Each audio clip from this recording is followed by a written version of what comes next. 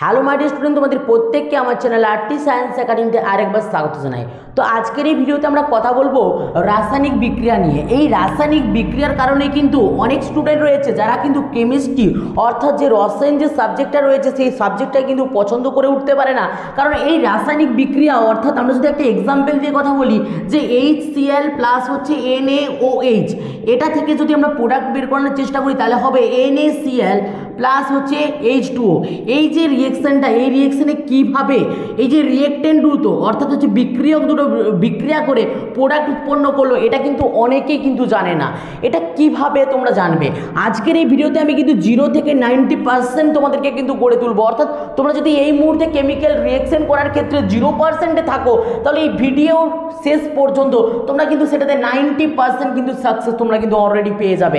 তার সঙ্গে আমি তোমাদেরকে জানাবো যে এই কেমিক্যাল রিয়েকশন করার জন্য শর্ট ট্রিক্স কী কী রয়েছে এবং কিভাবে খুব সহজে অর্থাৎ কিভাবে সহজ পদ্ধতিতে তোমরা কিন্তু এই রাসায়নিক বিক্রিয়া কিন্তু অনায়াসে নিজের পরীক্ষার খাতায় কিন্তু করে দিয়ে আসতে পারবে। তোমরা প্রত্যেকে জানো রাসায়নিক বিক্রিয়া কেবলমাত্র যে ক্লাস 11 ক্লাস 12 এমনটা নয়, ক্লাস 9 থেকে গ্র্যাজুয়েশন লেভেল পর্যন্ত প্রত্যেকটা জায়গায় কিন্তু এই রাসায়নিক বিক্রিয়ার একটা গুরুত্বপূর্ণ ভূমিকা কিন্তু রয়েছে।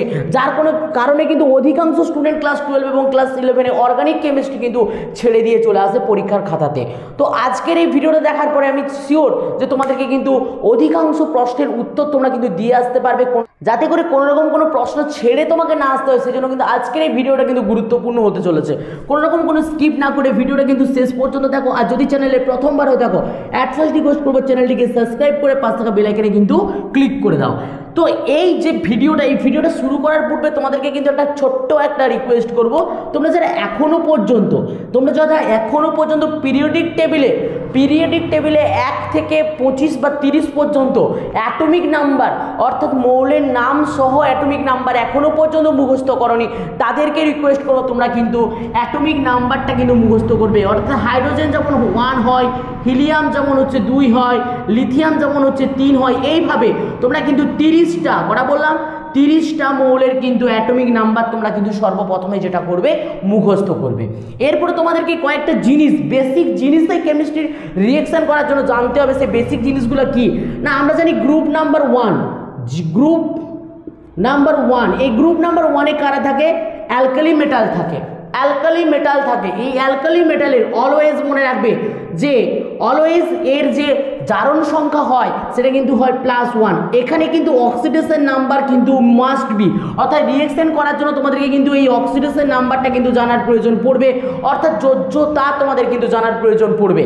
এরপরে গ্রুপ নাম্বার, এগুলো কয়েকটা ট্রিক্স মনে রাখবে। গ্রুপ নাম্বার 2 যেখানে অ্যালকালি আর্থ মেটাল কিন্তু থাকে, সেই অ্যালকালি আর্থ মেটালে কিন্তু অলওয়েজ +2 হয়, অলওয়েজ +2।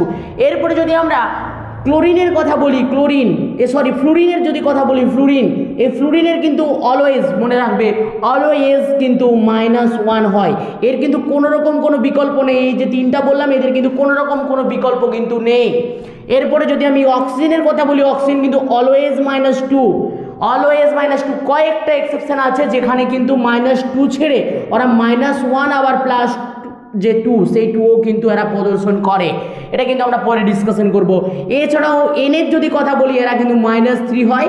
এবারে বেশ কিছু এক্সেপশন রয়েছে সেটা কিন্তু প্রযোজ্য হয় তার ক্ষেত্রে। এই কয়েকটা ট্রিক্স তোমাদেরকে জেনে রাখতে হবে কিভাবে হচ্ছে। এরপরে আমরা জানবো যেটা একটু আগে যে রিয়েকশনটা আমরা নিয়েছিলাম 1 নাম্বার এক্সাম্পল দিয়ে আমরা কিন্তু বোঝাবো। এক্সাম্পল করব তোমাদেরকে ডিটেলসে বোঝাবো কিভাবে রিয়েকশনগুলো হচ্ছে। কয়েকটা এক্সাম্পল করব তাহলে তোমরা কিন্তু ক্লিয়ারভাবে বুঝতে পেরে যাবে। তো ফার্স্ট আমরা রিয়েকশনটা নেব HCl প্লাস হচ্ছে NaOH। তো এই ক্ষেত্রে কিন্তু তোমাকে একটা জিনিস জানতে হবে, সেই জিনিসটা কি না, এই যে হাইড্রোজেন আছে এর ভ্যালেন্সি কত, এই যে ক্লোরিন আছে এর ভ্যালেন্সি কত, অর্থাৎ এই যে চার্জগুলো কত। একটা জিনিস মনে রাখবে যে লেফট সাইডে যে ব্যক্তিগুলো থাকে এরা সবাই পজিটিভ চার্জ এবং এটাও পজিটিভ চার্জ, তাহলে রাইট সাইডে যারা থাকবে তারা হবে নেগেটিভ চার্জ, এক্ষেত্রে মনে রাখবে রিয়েকশন কিন্তু প্রচুর রকমের হয়। তো আমরা প্রথমে কিন্তু বেসিক যে রিয়েকশন রয়েছে সেই বেসিক রিয়েকশন সম্পর্কে জানবো, তারপরে আস্তে আস্তে আমরা কিন্তু অ্যাডভান্স রিয়েকশন সম্পর্কে কিন্তু জানবো। তো এখানে দেখো হাইড্রোজেন কত হয় 1। তো হাইড্রোজেন অলওয়েজ কিন্তু কি ধরনের চার্জ প্রোভাইড করে, এখানে আমরা লিখতে ভুলে গেছি, হাইড্রোজেনটা মনে রাখবে। হাইড্রোজেন কিন্তু +1 চার্জ কিন্তু নেয়, যেহেতু গ্রুপ নাম্বার 1-এ অনেক সময় কিন্তু থাকে, বাট এরও কিন্তু এক্সেপশন রয়েছে, এ কিন্তু -1ও চার্জ কিন্তু প্রদর্শন করে। সো এক্ষেত্রে কিন্তু আমরা +1 নিব। ক্লোরিন তোমরা জানো ক্লোরিনের কত হয়, ক্লোরিন আমরা যদি বলি ক্লোরিন হয় 17। আমরা এক্ষেত্রে চার্জটা কিভাবে নির্ণয় করব না, তোমাদেরকে একটা জিনিস জানতে হবে, এটা হচ্ছে নিষ্ক্রিয় যে গ্যাসগুলো আছে তাদের অ্যাটমিক নাম্বারটা তোমাকে মনে রাখতে হবে 2,8,18,32। এই 32 পর্যন্ত মনে রাখলেই না। 2,8,18,32। এক্ষেত্রে মনে করো 17 আছে, তাহলে 17-র পরে 18 কমপ্লিট হওয়ার জন্য তাদের কটা ইলেকট্রনের দরকার, একটা ইলেকট্রন দরকার। তার মানে সে কি করবে, ওই একটা ইলেকট্রন সে গ্রহণ করবে, তার জন্য এর হয়ে যাবে কিন্তু -1। ওকে, একই রকমভাবে সোডিয়ামের যদি কথা বলি, সোডিয়াম কোন নাম্বার গ্রুপে অবস্থান করে, গ্রুপ নাম্বার 1, তার জন্য এর কিন্তু অলওয়েজ হয়ে যাবে কিন্তু 1, মনে রাখবে, এ কিন্তু অলওয়েজ হয়ে যাবে +1। এবারে OH এর আমরা কিভাবে বের করব, এটা কিন্তু একটা জিনিসটা দেখে নাও তোমরা। এই যে অক্সিজেন, আমরা একটু আগে বলেছি যে অক্সিজেনের হয় -2, তাহলে অক্সিজেন যদি হয় -2 আর তার সঙ্গে লেগে আছে কে, হাইড্রোজেন, তাহলে হাইড্রোজেন কত হয়, হাইড্রোজেন হয় হচ্ছে +1। তাহলে আমরা যদি করি এখানে +1, তার মানে কত অ্যান্সার বেরাবে, -1, ওই জন্য এর চার্জ হয়ে যাবে কিন্তু -1। এবার দেখো এই প্লাসের সঙ্গে এই মাইনাস এবং এই মাইনাসের সঙ্গে এই প্লাস কিন্তু রিঅ্যাকশনে পার্টিসিপেট করবে এবং যে প্রোডাক্টটা উৎপন্ন করবে প্রোডাক্টটা হয়ে যাবে দেখো কি NaCl প্লাস হচ্ছে তোমার H2O।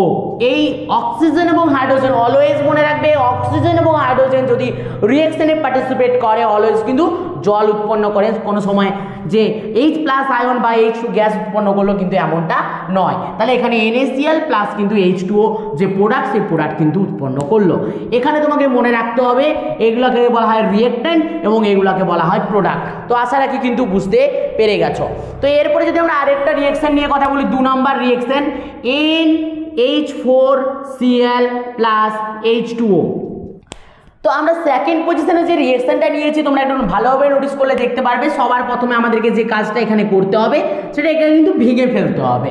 সো এটাকে ভাঙার জন্য দেখো আমি তোমাকে বলছি, জলকে যদি ভাঙা হয়, জল কিন্তু হাইড্রোজেন প্লাস এবং OH মাইনাসে ভাঙে, এটা কিন্তু তোমরা প্রত্যেকে কিন্তু অলরেডি জানো। ওকে, এরপরে যে বিষয়টা আছে সেটা হচ্ছে এই যে NH4 এবং Cl, ক্লোরিন আমরা একটু আগে দেখলাম ক্লোরিন কত হয় -1। ক্লোরিন যদি -1 হয় তাহলে NH4 কে আমরা কিভাবে বের করব, NH4 কে কিভাবে বের করব তোমরা একটু ভালোভাবে নোটিস করো। নাইট্রোজেনের অ্যাটমিক নাম্বার কত, একটু ভালোভাবে নোটিস করলে বুঝতে পারবে। নাইট্রোজেনের অ্যাটমিক নাম্বার হচ্ছে 7। তাহলে 7 কে যদি আমরা ভাঙি 2,5 হয়, আর আমরা জানি যে নাইট্রোজেন কি হয়, -3 হয়। কত হয়, -3 হয়। তাহলে যদি নাইট্রোজেন যদি -3 হয় তাহলে -3 তার সঙ্গে কতগুলো হাইড্রোজেন লেগে আছে, তাহলে হাইড্রোজেন লেগে আছে 4টা, তাহলে প্লাস কি হয়ে যাবে, প্লাস হচ্ছে 4। তাহলে +4 যদি হয় তার মানে এর চার্জ কত দাঁড়ালো, +1। তার মানে এর চার্জ হয়ে যাবে কত, +1। তাহলে এর চার্জ বেরিয়ে গেল +1। তাহলে এই যে +1 চার্জ, এই +1 চার্জ কি করবে, এই মাইনাসের সঙ্গে রিঅ্যাকশন করবে এবং এই যে -1 চার্জ এ কিন্তু প্লাসের সঙ্গে রিঅ্যাকশন করবে। তাহলে রিঅ্যাকশন করে যে প্রোডাক্টটা উৎপন্ন করবে, প্রোডাক্টটা আমরা কি পাবো না NH4OH প্লাস হচ্ছে HCl। এই যে আমরা রিঅ্যাকশনে কিন্তু প্রোডাক্ট কিন্তু পেয়ে গেলাম। তো তোমরা আশা করি বুঝতে পেরে গেছো এতটা পর্যন্ত। এরপরে যদি আমরা 3 নাম্বার পজিশনে যে রিঅ্যাকশনটা নিব, সেই রিঅ্যাকশনটার নাম কি না, রিঅ্যাকশনটা হচ্ছে H2SO4 প্লাস NH4OH। এই যে রিঅ্যাকশনটা আমরা নিলাম, এই রিঅ্যাকশনে দেখো তাহলে সবার প্রথমে আমাকে কি করতে হবে, এদের অক্সিজেনের নাম্বার যেগুলো রয়েছে সেই নাম্বারগুলো কিন্তু বের করে নিতে হবে, অর্থাৎ জারণ সংখ্যা বের করে নিতে হবে, অর্থাৎ মাথায় যে চার্জ রয়েছে সেই চার্জ কিন্তু বের করে নিতে হবে। তাহলে এখান থেকে যদি আমরা চার্জ বের করি, হাইড্রোজেনের চার্জ আমরা প্রত্যেকে জানি যে হাইড্রোজেনের চার্জ কত হয়, +1 হয়। এই যে +1 হয়, তাহলে আমরা এখানে কিন্তু +1 লিখবো, +1। এরপরে সালফারেরটা কীভাবে বের করবো, তো তো তোমরা কিন্তু আশা করি জানো যে 1 থেকে 30 পর্যন্ত কিন্তু যে অ্যাটমিক নাম্বার সেটা কিন্তু মুখস্থ করতে হবে। তো সালফারের এই ক্ষেত্রে কিন্তু মনে রাখবে 16 হয়। কত হয়? 16। তাহলে সালফার যদি 16 হয়, এর যদি আমরা ইলেকট্রন বিন্যাস করি তাহলে 16 ইলেকট্রন বিন্যাস করলে কি হবে? 2,8,6 2,8,6। তাহলে 8, যদি 6 হয় তাহলে লাস্ট সেলে কটা ইলেকট্রন রয়েছে? 6টা। তাহলে 6টা ইলেকট্রন রয়েছে। আর এখানে দেখো অক্সিজেন কটা রয়েছে? অক্সিজেন রয়েছে 4টা। তাহলে একটা অক্সিজেনের লাস্ট সেলে কটা? 2টা। তাহলে 4 দুগুণে কত হলো? 8টা। তাহলে -8। তাহলে 6 থেকে যদি -8 করে দিই তাহলে অ্যান্সার কত বেরোলো? -2। তাহলে হাইড্রোজেন হলো কত? হাইড্রোজেন হচ্ছে +1। তোমরা কিন্তু অলরেডি জানো হাইড্রোজেন +1 হয়। তাহলে SO2 কত বেরোলো? -2।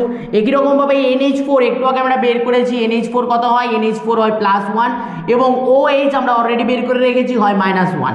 তাহলে এই প্লাস পার্টটা এর সঙ্গে এবং এই মাইনাস পার্টটা এর সঙ্গে। আর একটু আগে বলেছি যে হাইড্রোজেন এবং অক্সিজেন যদি রিঅ্যাকশন করে কি উৎপন্ন করবে? জল উৎপন্ন করবে। কি উৎপন্ন করবে? জল উৎপন্ন করবে। তাহলে আমরা এখান থেকে পাবো কি না NH4 और SO4 প্লাস হচ্ছে H2O। এখানে দেখো এই যে প্রোডাক্টটা আমরা পেলাম এই প্রোডাক্টটা কিন্তু এইভাবে কিন্তু লেখা যাবে না। তাহলে এই ক্ষেত্রে তোমাকে কি মনে রাখতে হবে যে NH4 এর মাথায় আছে +1 এবং SO4 এর মাথায় আছে কিন্তু -2।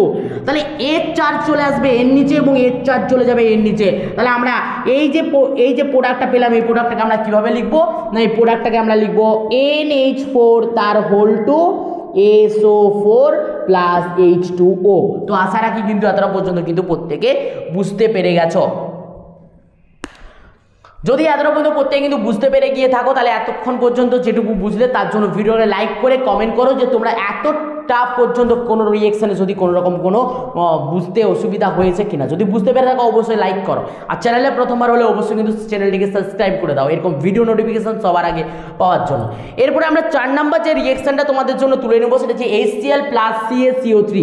HCl + CaCO3 কি বললাম? 4 নাম্বার রিঅ্যাকশনটা HCl + CaCO3। তোমরা যারা পারবে মনে হচ্ছে একই রকম পদ্ধতিতে হবে, তোমরা যারা পারবে মনে হচ্ছে তারা কিন্তু চটপট করে ভিডিওটাকে পজ করে আমাকে কিন্তু কমেন্টে জানাও প্রোডাক্ট কি উৎপন্ন হবে।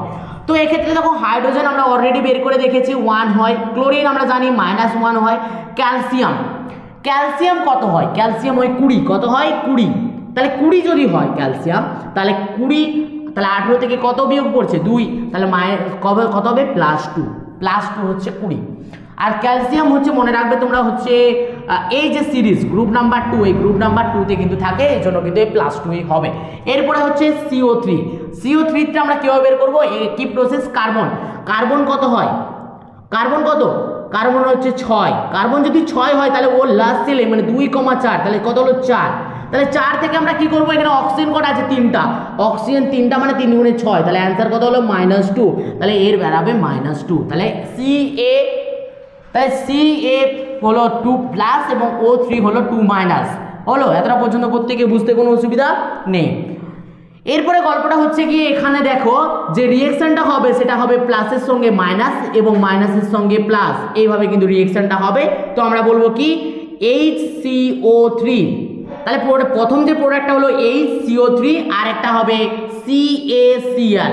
তো এই ক্ষেত্রে আমাদের কিন্তু এখনো কিন্তু ব্যালেন্স কমপ্লিট হয়নি, কারণ হাইড্রোজেনের মাথায় হয় +1, CO3 এর মাথায় হয় -2, ক্যালসিয়ামের মাথায় হয় কত না +2 এবং Cl এর মাথায় হয় -1। তাহলে যদি আমরা এর ফুল যে প্রোডাক্টটা অর্থাৎ যে ফর্মুলা যেটা পাবো সেটা কি পাবো না এই 2টাও চলে আসবে হাইড্রোজেনের নিচে, তাহলে H2CO3 আর এখান থেকে আমরা পাবো কি না CaCl2। আশা রাখি কিন্তু তোমরা প্রত্যেকে কিন্তু বুঝতে পেরে গেছো যে কিভাবে আমরা রিঅ্যাকশন করে কিন্তু প্রোডাক্টগুলো কিন্তু বের করে নিচ্ছি। আশা রাখবো তোমরা কিন্তু এতটা কিন্তু ক্লিয়ারভাবে বুঝতে পেরে গেছো। তো আজকের পার্টের এই ভিডিওতে আমরা কিন্তু এই শর্ট যে ব্যাপারটা মানে টোটাল যে ব্যাপারটা এটা কিন্তু আমরা জানলাম। এটা তোমরা কিন্তু একটু বাড়িতে একটু প্র্যাকটিস করে নাও। এরপরে আমরা জানবো বিভিন্ন রকমের বড় বড় যে রিঅ্যাকশনগুলো রয়েছে, বিভিন্ন মেকানিজমগুলো রয়েছে, সেই মেকানিজমগুলো কীভাবে হয় এবং প্রত্যেকটা মেকানিজম আমরা কিন্তু বারে বারে জানবো। এছাড়াও আমরা কিন্তু অক্সিডেশন নাম্বার সম্পর্কেও কিন্তু নেক্সট ভিডিওতে কিন্তু জানবো। তো আশা রাখবো আজকের এই ভিডিওর পরে তোমাদের কিন্তু এই অর্গানিক কেমিস্ট্রিতে যে রিঅ্যাকশন পার্ট সেই সম্পর্কিত বিভিন্ন রকমের যে ডাউট সেই ডাউট কিন্তু ক্লিয়ার হয়ে গেছে। তো ভিডিওটা ভালো লাগলে লাইক করে বন্ধুদের মধ্যে শেয়ার করতে থাকো। যদি চ্যানেলে প্রথমবার থাকো অবশ্যই চ্যানেলটিকে সাবস্ক্রাইব করে পাশে থাকা বেল আইকনে ক্লিক করে দাও। তো চলো বাই, দেখা হচ্ছে নেক্সট ভিডিওতে। প্রত্যেকে ভালো থাকবে, প্রত্যেকে সুস্থ থাকবে।